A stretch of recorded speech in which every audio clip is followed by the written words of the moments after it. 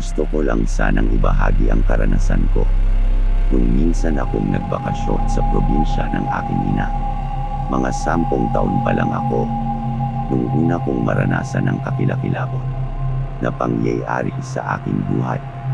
Isang gabi, habang ako'y nagmumuni-muni sa labas ng bahay ng aking lolo, tatay ng aking ina, ay nagtanong ito kung gusto ko daw ba na sumama sa kanya, na bumisita sa burol daw ng kanyang yumaong pinsan. Agad naman akong samang-ayon. Dahil narin sa inip sa probinsya, agad na akong nag-ayos para kami ay makaalis na. At dahil wala pang gaanong sasakyan sa probinsya, ay nilakad na lang namin ang aming pupuntahan. Hindi rin naman ganun kalayo. Naging maayos naman ang pagpunta namin sa burol. Nakita at nakakwentuhan ko ang aking ibang kamag-anak. Hanggang sa mapagpasyahan na ni Lolo na umuwi na dahil lumalalim na rin ang gabi. Nagpaalam na kami sa iba pa naming kamag-anak. Habang kami ay naglalakad, maririnig ko ang palagi ang pag-alulong ng mga aso. Ngunit dala na rin ang antok at kagustuhang makarating na sa aming bahay ay hindi ko na ito pinansin. Nang kami ay nasa kalagitnaan ng aming paglalakad, meron kaming naaninag na kasalubong.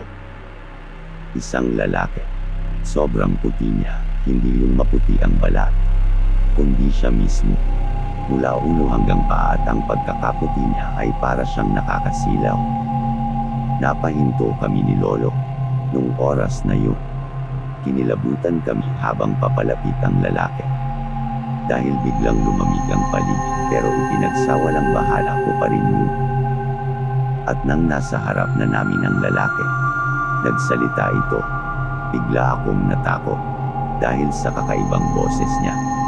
Parang boses na nanggaling sa ilalim ng lupa. Napansin ko na nakasombrero siya, may hawak ng sigarilyo at parang walang mukha. Sinabi nung lalaki kay Lolo na, "Mano, pasendi ako." Sinindihan naman ni Lolo yung sigarilyo ng lalaki at napansin ko na nanginginig siya. At matapos magsindi ng sigarilyo, agad namang umalis yung lalaki. At kami ay nagpatuloy sa aming paglalakad. Binulungan ako ni Lolo na huwag akong lilingon. At bilasan daw namin ang paglalakad. Nung nakauwi na kami sa bahay ay kinuwento ni Lolo sa buong pamilya namin yung nangyari sa amin. Sinabi ni Lolo sa akin na, "Apo, yung lalaki nakisindi kanina ay yung pinsan ko na nakaburot."